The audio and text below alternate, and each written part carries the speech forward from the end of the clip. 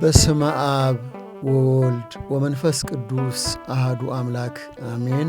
ይህ ሳምንታዊው ዕቅበተ እምነት መርሃ ግብራችን ነው።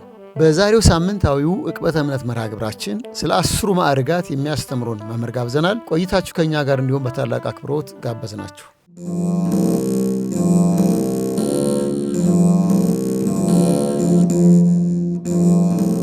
ሥጋችሁ ከእግዚአብሔር የተቀበላችሁት በእናንተ የሚኖረው የመንፈስ ቅዱስ ቤተ መቅደስ እንደሆነ አታውቁምን? በዋጋ ተገዝታችኋልና ለራሳችሁ አይደላችሁም። ስለዚህ በሥጋችሁ እግዚአብሔርን አክብሩ። የሐዋርያው ቅዱስ ጳውሎስ መልእክት ወደ ቆሮንቶስ ሰዎች የመጀመሪያይቱ ምዕራፍ 6 ከቁጥር 19 እስከ 20። ሰው በጥምቀት የሥላሴን ልጅነት ሲቀበል ሀብተ መንፈስ ቅዱስ ያድርበታል። ይህን ሀብት ከኀጢአት በመራቅ መልካም ግብራትን በማጽናት ከሥጋና ሰይጣን ፈተና በተጋድሎ ድል እየነሳ በሕገ ትሩፋት ሲኖር የተሰጠው ሀብተ መንፈስ ቅዱስ ከጥቂት ወደ ብዙ ባለፍሬ ሕይወት እያሳደገው ይሄዳል። የመንፈስ ቅዱስ ቤት የተባልነው ሥጋችንም በንጽሐ ሕሊና ከነውር በመራቅ እንድንይዝ ሐዋርያው ያዘዘን እግዚአብሔር ከኀጢአት ጋር አብሮ ስለማይኖር ነው። ስለዚህ እግዚአብሔር መንፈስ ቅዱስ በሀብተ ረድኤቱ ከእኛ ጋር እንዲኖር በመለየትና መከተል አምዶች ላይ የተሰቀለውን ሕገ ሐዲስ ልንጠብቅ ሲገባ፣ በዚህ መጽናታችንም ከክብር ወደ ክብር ከፍ እያደረገን ወደ ፍጽምና ያመጣናል። መጋቤ ምስጢር አምደ ሃይማኖት ስማቸው የመንበረ ብርሃን ጠሮ ቅድስት ሥላሴ ካቴድራል የስብከተ ወንጌል ክፍል ኃላፊ ስለ 10 ማዕርጋት ያስተምሩናል። ቆይታችሁ ከእኛ ጋር እንዲሁም በታላቅ አክብሮት ጋበዝናችሁ። እንደ እግዚአብሔር ቸርነት የቅድስት ቤተ ክርስቲያን 10 ማዕርጋት ወይም 10 ምስጢራት ሀብታት የተባሉትን የቅዱሳንን ማዕርግ ለመተንተን እንጀምራለን። የቅዱሳን ማዕርግ 10 የሆኑበት ምክንያት በ10ቱ ትእዛዛትና በ10ቱ ደናግል ምሳሌነት ሲሆን፣ እንግዲህ እነዚህ 10 ማዕርጋት 3 አበይት ርዕሶች እና ደግሞ 10 ንዑሳት ርዕሶች ያሉት የቅዱሳንን ማዕርግ የሚተነትን መንፈሳዊ ምስጢር ያለው ማዕርግ ነው ማለት ነው። እነዚህ ማዕርጎች በአበይት ርዕስነት ሲታዩ ንጽሐ ሥጋ፣ ንጽሐ ነፍስ፣ ንጽሐ ልቡና ይባላሉ ማለት ነው። እንግዲህ የራሳቸው ሰራዊት አላቸው። የመጀመሪያው የወጣንያን ክፍል ሲሆን ማለትም ንጽሐ ሥጋ የወጣንያን ክፍል ሲሆን፣ ወጣንያን ማለት ጀማሪዎች ማለት ነው። ጀማሪዎች የሚያዩበት፣ የሚኖሩበት፣ የሚያድጉበት፣ ከፍ የሚሉበት መንፈሳዊ ማዕርግ ነው ማለት ነው። በዚህ በመንፈሳዊ ማዕርግ በንጽሐ ሥጋ ማዕርግ ውስጥ 3 ንዑሳት ርዕሶች አሉት። እነርሱም ጽማዌ፣ ልባዌ፣ ጣዕመ ዝማሬ ይባላሉ ማለት ነው። የመጀመሪያው ጽማዌን ስናይ የሰው ልጅ 5 ሕዋሳተ ሥጋን ከ5 ሕዋሳተ ነፍስ ጋር አስታርቆ ማለትም እደ ልቦናውን፣ እደ አይነ ብርሃ አይነ ልቦናውን፣ እዝነ ልቦናውንና ልሳነ ልቦናውን፣ እግረ ልቦናውን እነዚህ 5ቱ ሕዋሳት ለኃጢአትም በጎ ለመስራትም ኃጢአትን ለመስራትም ሁሉን ለማስተባበር የሚጠቀምባቸው ስለሆኑ 5ቱ ሕዋሳትን ከ5ቱ አፋውያት 5ቱ አፋውያት ሕዋሳትን ከ5ቱ ውሳጣውያት ሕዋሳት ጋራ በማስማማትና በማስተባበር ዝምታን የሚመርጥበት፣ አርምሞን የሚመርጥበት፣ ከዚህ ዓለም ጫጫታ፣ ግርግር፣ ሁካታ ዝም የሚልበትና ከዚህ ዓለም ርቆ ከዓለም ወሬ ርቆ መቀባጠርን፣ መለፍለፍን፣ እርስ በርስ ሙግትንና የጥላቻ ነገር የሆኑ ነገሮችን ሁሉ ትቶ በአርምሞ በተደሞ ሆኖ ማዕርጉን የሚያሳድግበትና ወደ መንፈሳዊ ማዕርግ ወደ ሌላ ከፍታ የሚያድግበት ነው ማለት ነው። በዚህ ማዕርግ ውስጥ መላእክትን ማየት ይችላል። ነገር ግን መላእክትን ያያን እንጂ መላእክት ሲወጡ ሲወርዱ ማየት ብቻ እንጂ ምን እንደሚሰሩ ለምን እንደሚወጡ እንደሚወርዱ ማወቅ አይችልም ማለት ነው። ማየት ብቻ እንጂ ማወቅ አይችልም ማለት ነው። ስለዚህ በዚህኛው ማዕረግ ውስጥ ጽማዌ ማለት ወይም ጽሙና ማለት ማዕረገ ጽማዌ፣ ማዕረገ ጽሙና ማለት የዝምታ፣ የስክነት፣ የማስተዋል፣ የእርጋታ ማዕረግ ነው ማለት ነው። ይህንን ማዕረግ ዮሐንስ ሐጺር የደረሰበት ማዕረግ እንደሆነ መላእክትን ሲወጡ ሲወርዱ ያያል። እንግዲህ ዮሐንስ ሐጺር በአንደኛው ማዕረግ ላይ መላእክትን አይቷን፣ በሁለተኛው ማዕረግ ላይ ደግሞ መላእክት ስማቸውን፣ ማዕረጋቸውን፣ ነገዳቸውን ለይቷን ማለት ነው። ሁለተኛው ማዕረግ ልባዌ ነው። ልባዌ እንደ ትርጓሜው እንደ ስሙ ልብ ማድረግ፣ ማስተዋል፣ መገንዘብ፣ መረዳት ማለት ነው። መረዳት ማለትም ዕውቀትን፣ ጥበብን፣ መንፈሳዊነትን እንደገና ደግሞ የምንጸልየውን ጸሎት፣ የምናነበውን ንባብ፣ የምናዜመውን ዜማ፣ የምናደርጋቸውን ነገሮች ሁሉ ልብ በማለት በማስተዋል መተግበር ማለት ነው። ይህ ማለት ግን ልባዊ ማዕረገ ልባዊ ላይ የደረሰ ሰው ሲጸልይ አይኑን ከመጻፍ ከንባቡ ከመጻፍ እንደገና ደግሞ መንፈሳዊ አይኑን ወይም ደግሞ አይነ ነፍሱን ከምስጢር ከኃይለ ቃል አድርጎ ተመስጦ ይጸልያን ማለት ነው። ይዘምራን፣ ያመሰግናን ማለት ነው። በዚህ ማዕረግ ውስጥ መላእክትን ከነ ማዕረጋቸውን ስማቸውን ከመለየት አልፎ ማዕረጋቸውን ከማወቅ አልፎ ክብራቸውንም ከማወቅ አልፎ በደንብ ለይቶ ሲወጡ ሲወርዱ ለምን እንደሚወጡ ለምን እንደሚወርዱ ለይቶ ያውቃል ማለት ነው። ሁለተኛው ማዕረግ ላይ ማለት ነው። ሶስተኛው ማዕረግ ጣዕመ ዝማሬ ነው። ይህ ጣዕመ ዝማሬ ያለ ማቋረጥ መላእክትን መስሎ ሆኖ አክሎ በተመስጦ ማመስገን፣ ያለ ማቋረጥ ያለ መሰልቸት ያለ ማቋረጥ እንደ መላእክት ማመስገን የሚደረስበት ማዕረግ ነው ማለት ነው።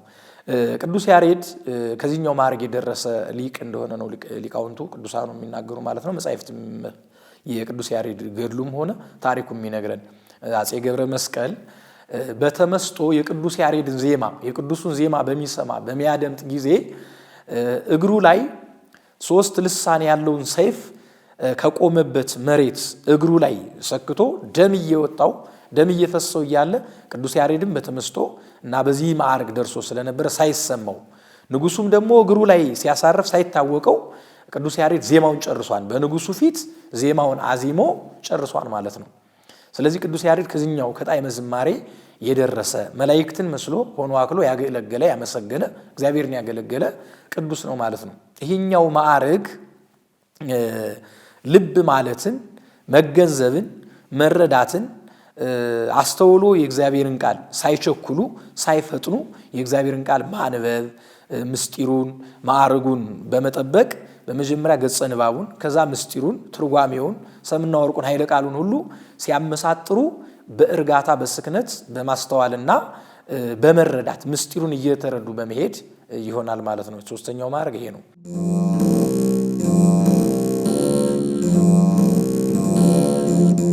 ሁለተኛው ደግሞ ሶስቱን ማዕረግ የያዘው የመጀመሪያው ጽማዊ ሲሆን ንጽሐ ሥጋ የንጽሐ ሥጋን ከጨረስን በኋላ የምናገኘው የንጽሐ ነፍስ ማዕረግ ነው ማለት ነው። የንጽሐ ነፍስ ማዕረግ 4 ነገሮችን ይዛን በውስጡ አካቶ የመጀመሪያው አንብ ነው። አንብ ማለት እንባን ማንባት ከአይን እንባን ማፍሰስ ማለት ነው። በዚህ ደረጃ ሲደርሱ ቅዱሳን የሚያነቡት እንባ በዚህ ዓለም ላይ ሆነው የሚያነቡት ሰዎች የሚያለቅሱት ሰዎች አይነት ለቅሶ ወይም እንባ አይደለም። በዚህ ዓለም ላይ ሰዎች ራበኝ ጠማይ ብለው ሊያለቅሱ ይችላሉ። እናት አባት፣ እህት ወንድም፣ ዘመድ ወዳጅ አረፈብኝ ወይም ሞተብኝ ቤተሰብ አጣሁ ብለው የሚያለቅሱት እንባ ይኖራል። ተገፋሁኝ ተበደልኩኝ ብለው በጥቅሉ በዚህ ዓለም ላይ ባሉ የሥጋ መከራዎች ምክንያት የሚያለቅሷቸው የለቅሶ አይነቶችና የእንባ አይነቶች አሉ። ይሄ አንብ ግን ከዚህ የተለየ ሆኖ እንደ ሰን ውሃ የሚፈስ እንዴት ማልቀስ እንደሚገባቸው ሳያውቁ በድንገት የሚፈስ በተመስጦ ሆነው የሚያለቅሱት ለቅሶ ነው ማለት ነው። ያለ ማቋረጥም የሚፈስ እንባ ነው። ሲፈስም ታዲያ አንድ ክንድ ከመሬት አንድ ክንድ ስንዝር ገብቶ የተቀመጡበትን መሬት እነ ነብዩ ዳዊት እነ ቅዱስ ጴጥሮስ እነ አዳም ያለቀሱት እንባ ይሄ እንባ ነው ብለው ሊቃውንት ይናገራሉ። አንባ አዳም፣ አንባ ዳዊትና አንባ ጴጥሮስ ሶስቱ ተነሳያን ወይም ንስሐ የገቡ አምላካቸው እግዚአብሔርን በድለው በኋላ ደግሞ ንስሐ ሲገቡ ይህንን ለቅሶ እንዳለቀሱ ነው። ታዲያ ይህንን ለቅሶ የሚያለቅሱ ቅዱሳን የሚያለቅሱት ሞት ወልደ እግዚአብሔርን ተዘክሮት እግዚአብሔርን ወይም ደግሞ ከጸሎተ ሐሙስ ምሽት 3 ሰዓት ጀምሮ እስከ ቀትር ዓርብ እስከ ዓርብ 6 ሰዓት ድረስ ክርስቶስ የተቀበላቸውን መከራ ሕማማተ መስቀል 13ቱን መከራ ሕማማተ መስቀል በማሰብ 14ቱን መከራ ፍኖዋተ መስቀል ጉዞዎችን ምዕራፎችን በማሰብ 7ቱ አጽራ መስቀልን 5ቱ ቅንዋተ መስቀል በጥቅሉ መከራ ጸዋቶ መከራውና መከራ ሕማማተ መስቀሉን በማሰብ ለኔ ያለ ኃጢአትህ ያለ በደልህ ለኔ ስትል ሞትክ ለኔ ስትል ተሰቀልክ፣ ለእኔ ስትል መከራ ተቀበልክ እያሉ የሚያለቅሱት ፍቅረ እግዚአብሔርን ፍቅርህ ምን ያህል ኃያል ነው እንዴት ብትወደን ነው እያሉ ለራሳቸው ለጓደኛቸውም የሚያለቅሱ ለራሳቸውም የሚያለቅሱበት የማዕረግ ደረጃ ነው ማለት ነው። ስለዚህ እንባው ሳይታወቅ የሚፈስ በተመስጦ የሚፈስ የሚንጀቀጀቅ ስቅስቅ ብለው የሚያለቅሱት ለቅሶ በስሜት ያይደለ በስጋዊ ፍላጎት ያይደለ በመንፈሳዊ ደስታ ሆነው የሚያለቅሱት ለቅሶ ነው ማለት ነው። በዚህ ለቅሶ መካከል ሁለት አይነት ለቅሶዎች አሉ። አንደኛው ገነትንና ጣዕመ መንግሥተ ሰማያትን በማሰብ ሁለተኛው ደግሞ ሲኦልንና ምረረ ገሃነመ እሳትን በማሰብ የሚለቀስ ለቅሶ ነው። ሲኦልና ምረረ ገሃነመ እሳትን የነፍሳት መቃጠል የነፍሳት ኩነኔ ነፍሳት ተፈርዶባቸው በግራ ቆመው ባሕረ እሳትን እጅና ገንዘብ እንደሚያደርጉ ሲያዩ ያለቅሳሉ ማለት ነው። ያለ ማቋረጥ ያለቅሳሉ።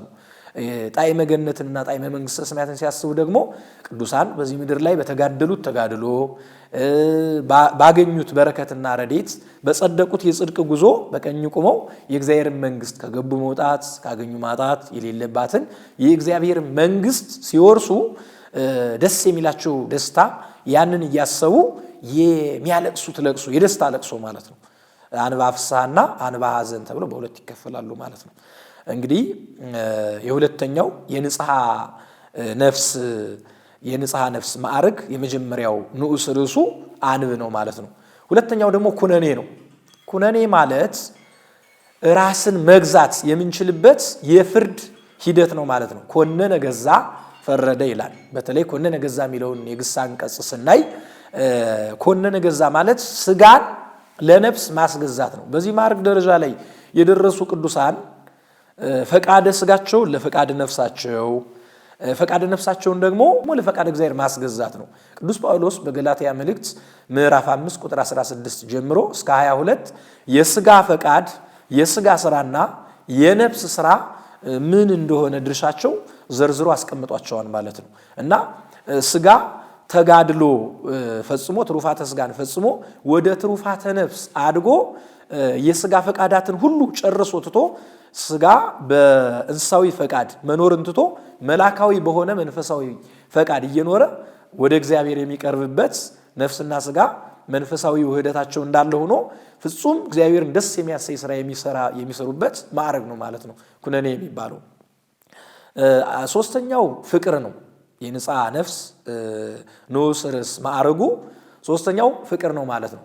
ፍቅር ማለት በዚህ ዓለም ላይ የሰው ልጆች በስጋ ጠባይ ሰውን እንደሚወዱት አይነት ፍቅር ሳይሆን ማለትም ቀዶ ስላለበሰው ቆርሶ ስላጎረሰው ውለታ ስለዋለለት ስላበላው ስላጠጣው ስለደገፈው ስላቀፈው ብዙ ነገር ስላደረገለት ሰውን ሊወድ ይችላል። ይሄ መውደድ ግን እግዚአብሔር ዓለምን የወደደበትን ፍቅሩን እያሰቡ ሁሉን መውደድ ነው። ለምሳሌ እግዚአብሔር ፀሐይን ሲያወጣ ለኃጥአንም ለጻድቃንም ለሚበድሉትም ለማይበድሉትም ነው ፀሐይን የሚያወጣው። በዚህ በፍቅር በማዕረገ ፍቅር የደረሱ ቅዱሳንም ሰውን ሲወዱ ያለ ምክንያት እንደዚሁ ዝም ብለው ይወዳሉ ማለት ነው። ያለ ምን ምክንያት እንደዚሁ ዝም ብለው ይወዳሉ። ኃጥእ ጻድቅ አማኒ ወይም መናፍቅ ሳይሉ ሴት ወንድ ልሂቅ ደቂቅ የተማረ ያልተማረ ትንሽ ትልቅ አዋቂ ፈላስፋ ሳይሉ ሕዝብ አሕዛብ ሳይሉ መጣውያን ወይም ጣዖት አምላኪዎች አረማውያን እና በክርስትና የሚኖሩ ብለው ከፍለው ሳይለዩ ሰው የሆነውን ሁሉ እያንዳንዱ በትልቅ በትንሽ ሳይከፍሉ ንጉሥ፣ ሎሌ፣ እመቤት፣ ንግሥት፣ ገረድ፣ ደንገጡር ሳይሉ እያንዳንዱ የሰው ልጁን ታማሚ ያልታመመ የጸና የበረታ ደካማ ብርቱ ሳይሉ ሁሉን የሰው ልጅ በአንድ እይታ የሚያዩበት የመንፈሳዊ እይታ ፍቅር ነው ማለት ነው። የፍቅር ማዕረግ ነው ማለት ነውና ይህ ፍቅር ማለት ይሄ ፍቅር በጣም በሰው ልጆች ደረጃ እንዲሁ በዋዛ የሚገኝ ነገር ሳይሆን በብዙ ተጋድሎ በጸና ተጋድሎ በበረታ ተጋድሎ የሚገኝ ፍቅር ነው ማለት ነው። የሰው ልጆች የእግዚአብሔርን ኃይል በፍጹም ጸጋ ሲላበሱ የሚሰጥ ፍቅር ነው ማለት ነውና በውስጡ ፍቅረ ቢጽንና ፍቅረ እግዚአብሔርን አካቶ መፈጸም የሚቻልበት በአስርቱ ትእዛዛት ውስጥ ያለውን በስድስቱ ቃላተ ወንጌል ውስጥ ያለውን ሕግንና ትእዛዛትን ወይም ነቢያትንና ወንጌልን ነቢያት የተናገሯቸው ነገሮችን ወይም ደግሞ ኦሪተ ሙሴንና ነቢያትን እንዲሁም ደግሞ ወንጌልና አዲስ ኪዳንን ሁለቱን ነቢያትና ሐዋርያት የፈጸሟቸው ሕጎችን ሰቅዞ የያዘ ፍቅረ እግዚአብሔርና ፍቅረ ቢጽ ነው ማለት ነው። እነዚህን የሚፈጽም ነው ማለት ነው። በማዕረገ ፍቅር ደረጃ የደረሰ አራተኛው ሁሰት ነው። ሁሰት ማለት ተከውሶ ወይም ከአንድ ቦታ ሆኖ የትኛውም ቦታ መንቀሳቀስ፣ መድረስ፣ ማየት ማለት ነው። ይህ ማዕረግ እጅግ በጣም ታላቅ ማዕረግ ሲሆን ከአንድ ቦታ ሆነው በመጀመሪያ ደረጃ በመርከብ ከመሄድ አልፈው ባህርን እየረገጡ መጓዝ፣ በደመና መጫን፣ በነፋስ አውታር መጓዝ፣ ከዚህ ደረጃ መድረስ የሚችሉበት ደረጃ ማለት ነው። በዚህ ደረጃ ሲደርሱ ሌሎቹ በፍቅርና በውሰት ደረጃ ሲያልፉ ሌሎቹ እንስሳት ሁሉ ይገዙላቸዋል። በእንስሳት ሊጫኑ ይችላሉ፣ በእንስሳት ሁሉ ሊጠበቁ ይችላሉ። እንስሳትን ሁሉ ጓደኛ አድርገው ሊኖሩ በረሃ ውስጥ ባይታውያን፣ መናንያን፣ መነኮሳት ሊኖሩ ይችላሉ ማለት ነውና ሁሰት ከአንድ ቦታ ሆኖ ያለ ድንግዝግዝታ ያለ ብዥታ ሰው በመስታወቱ ፊቱን እንደሚያይ ያይደለ በርቀት ሁሉን ነገር ማየት ይችላሉ። የአድማስ ግዝፈት፣ የባህር የውቅያኖስ ርቀትና ዳርቻ፣ የሀገር ርቀት፣ ተራራ፣ ፈፋ፣ ሸንተረር ምንም ጨለማ ሳይጋርዳቸው በሚገርም ሁኔታ በአንድ ቦታ ሆነው ግን ብዙ ነገሮችን ማየት ይችላሉ ማለት ነው።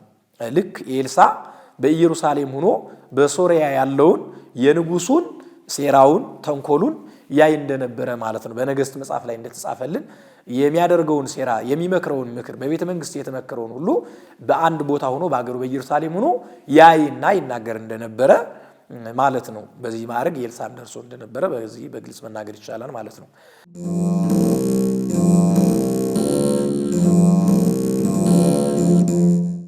ሶስተኛው አብይ ማዕረገ ጸጋ ወይም የሀብታት ምስጢራት ሶስተኛው እና መጨረሻው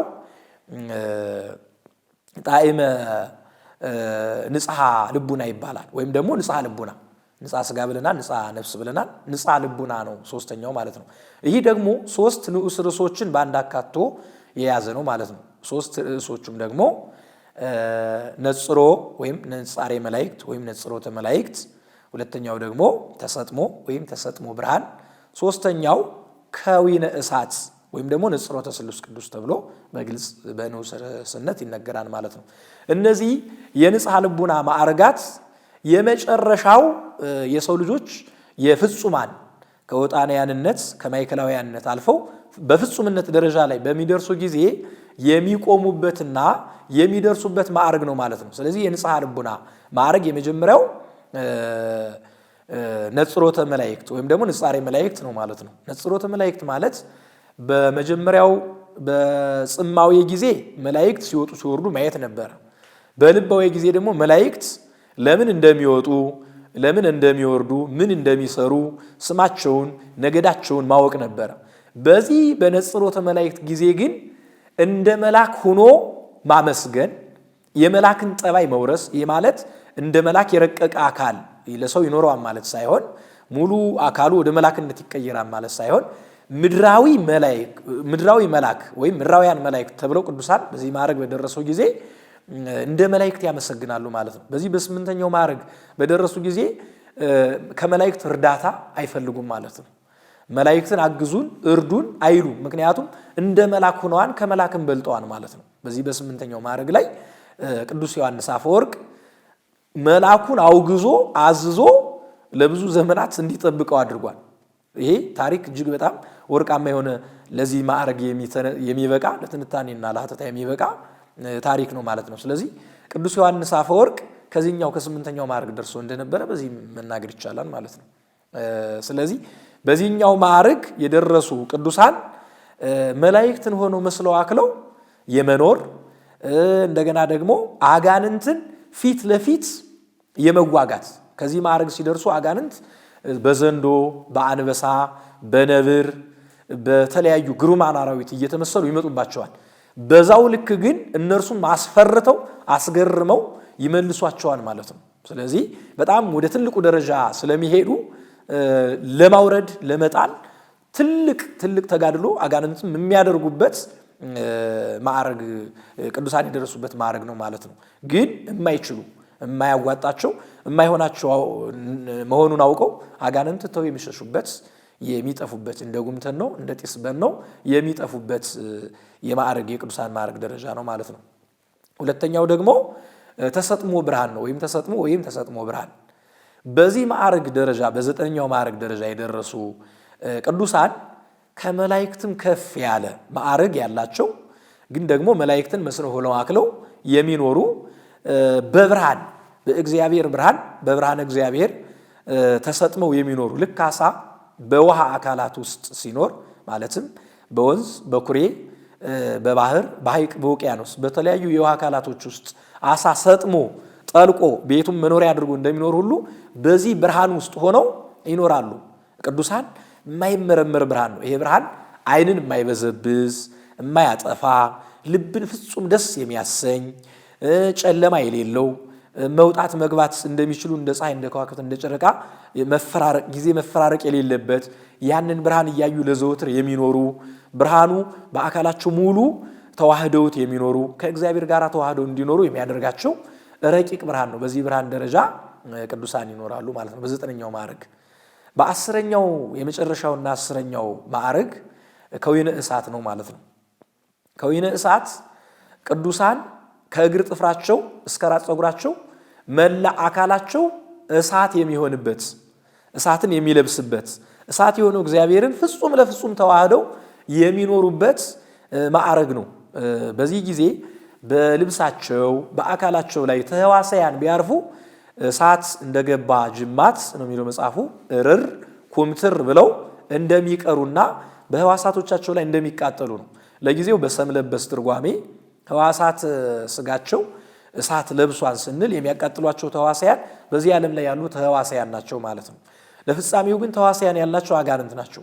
አጋንንት በርቀትም በቅርበትም ቀርበው ሊፈትኗቸው የማይችሉ እንደ እሳት የሚያቃጥሏቸው እንደ እሳት እየተቃጠሉ ተቃጠልን ብለው አጋንንት የሚርቁበት ቅዱሳንን ሊቀርቧቸው የማይችሉበት ደረጃ ሁለንተናቸው ህዋሳቶቻቸው ሁሉ እሳትን የሚለብሱበት የማዕረግ ደረጃ ነው። በዚህ ባስልዮስ ዘቂሳርያ ተጠቃሽ ነው።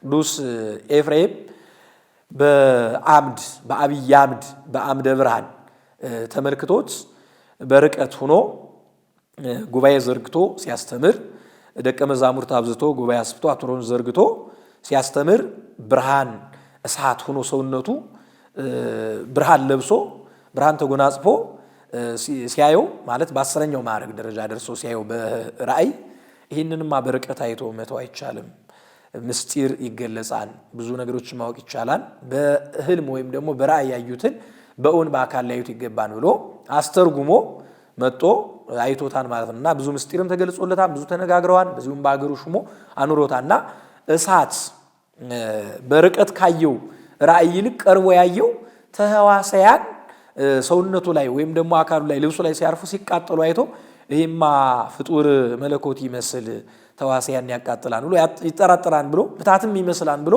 ፈርቶ ሌላ ወታዘቦ ልቡ ለኤፍሬም ይላል ተጠራጥሮም ነበር ነው የሚለው መጽሐፍ። ስለዚህ መጨረሻ ላይ ግን ለከወይነ እሳት በቅቶ ነበርና የማይፈርስበት ሆኖ በትክክልም አካሉ ተዋሳያን የሚያቃጥል በወርቅ ትርጓሜ ደግሞ ተዋሳያን የተባሉ አጋንንትን የሚያቃጥል ከፊቱ የማይቆሙበት እንደ እሳት እንደ ጅማት እርር ኩምትር ብለው በጠባያቸው የሚሸሹ እንደገና እንደ ጉምተን ነው እንደ ጢስ በን ነው ከፊቱ የሚጠፉለት የመጨረሻውን ማዕረግ የደረሰ ነው። በዚህ ማዕረግ ላይ ስሉስ ቅዱስን ማየት ይቻላል። ስሉስ ቅዱስን ማየት ይቻላል ማለት ነው። ልክ እንደ እስጢፋኖስ ስሉስ ቅዱስን ሲያይ በድንጋይ እየተወገረ በመከራ ውስጥ ሆኖ በተመስጦ መከራው ሳይሰማው እግዚአብሔር መከራውን ሰውሮለት በነበረው የጸጋ ማዕረግና በምስጢራት ሀብታት ውስጥ አልፎ የነበረ ብቁ ዲያቆን ስለነበር ሳይሰማው መከራው ሳይሰማው ስሉስ የሚያደርጉትን አያውቁምና ብሎ ልክ ክርስቶስ በቀራንዮ ኮረብታ ላይ ለሐዋርያት አርአያ ምሳሌ ለመሆን ለሰው ልጆች አርአያ ምሳሌ ለመሆን ታላቁን ይቅርታ እንዳስተማረው ኦ አባ እስራኤሎሙ እስመ በዘይ ያምሩ ይገብሩ አባት ሆይ ባለማወቅ ነውና የሚያደርጉት ይቅር በላቸው ብሎ እንደለመነው ልክ እግዚአብሔር ቅዱስ ጳውሎስ እኔን ምሰሉ እኔ ክርስቶስን መስላለሁና ተመሰሉ ኪያየ በከመ አነ እትሜሰሉ ለክርስቶስ ብሎ እንደተናገረው ክርስቶስን መስሎ ሆኖ ባለማወቅ ነውና የሚያደርጉትን ሁሉ አትቁጠርባቸው፣ እንደ በደል አትቁጠርባቸው ብሎ እየጸለየ በተመስጦ ሆኖ ስሉስ ቅዱስን ያይ ነበረ በዙፋናቸው ማለት ነው። ይቤ እስጢፋኖስ ረይክዎ ለወልድ ዘይነብር በየማኑ ብሎ ይናገራን ቅዱስ ያሬድ። እስጢፋኖስን ተመስጦ ወልድ ይነብር በየማኑ በቀኝ ተቀምጦ አየሁት ይላል። ወንጌል የተናገረው ነው በግልጽ የተናገረው። ወንጌልም በአባቱ ቀኝ ተቀመጠ ይላል። ሰለስቱ ምዕትም ደግሞ በጸሎተ ሃይማኖት ድንጋጌያቸው ወነበረ በየማነ አቡሁ በአባቱ ቀኝ ተቀመጠ ብለው ወስነዋል ማለት ነው። ጸሎተ ሃይማኖት ድንጋጌ ማለት ነውና በዚህን ሰዓትም ቅዱስ እስጢፋኖስ በቀኝ ተቀምጦ በአባቱ ቀኝ ተቀምጦ ይህ ማለት አብ ወልድ መንፈስ ቅዱስንም በዙፋናቸው በአሐቲ ስልጣን በአሐቲ መንበር በአሐቲ ልልና በአሐቲ ባህሪ አይቷቸዋል ማለት ነው፣ በአሐቲ ፈቃድ። ስለዚህ በአባቱ ቀኝ ተቀመጠ ብለው ሊቃውንት ወይም ወንጌል እንዳስቀመጠልን ቅዱስ እስጢፋኖስ ደግሞ በአባቱ ቀኝ ተቀምጦ አየሁት ብሎ ተናግሯል። ስለዚህ ነጽሮተ ስሉስ ቅዱስ ወይም ከዊነ እሳት ነጽሮተ ስሉስ ቅዱስን እስከ ማየት የሚያደርስ ደረጃ ነው ወይም ማዕረግ ነው። ማዕረገ መንፈስ ቅዱስ ነው፣ ማዕረገ ምስጢር ነው ማለት ነው።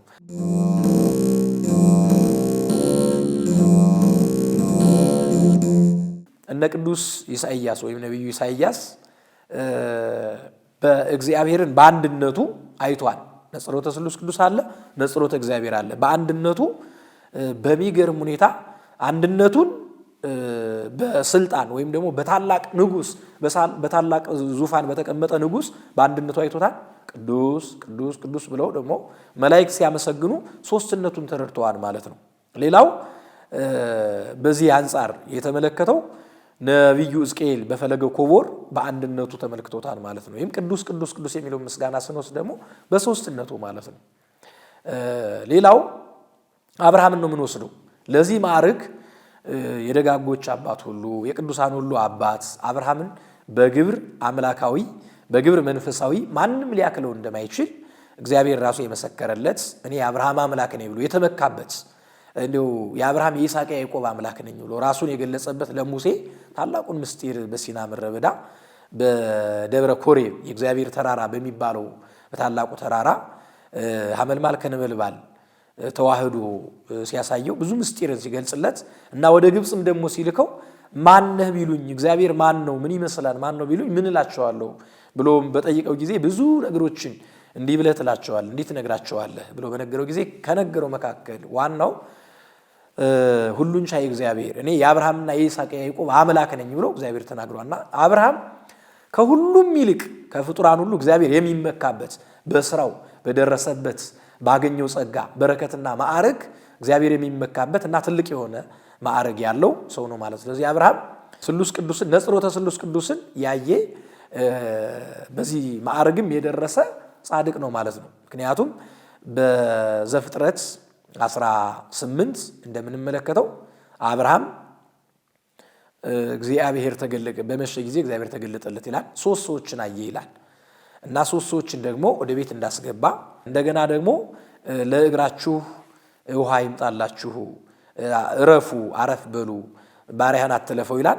እግዚአብሔርን አየ ይላል። ሶስት ሰዎች ተገለጠ ይላል። አንድነቱና ሶስትነቱን አስተካክሎ ያየ ከሌሎቹ ቅዱሳን ይልቅ አንድነቱንም ሶስትነቱንም አስተባብሮ አስተካክሎ ያየ አብርሃም ነው ማለት ነው። ስለዚህ አብርሃም ነጽሮተ ስሉስ ቅዱስ ደረጃ ወይም ለቅዱሳን የመጨረሻ ማዕረግ የተሰጠውን ደረጃ የደረሰ አብርሃም ነው ማለት ነው። እንግዲህ ይህ የመጨረሻው ማዕረግ ነው።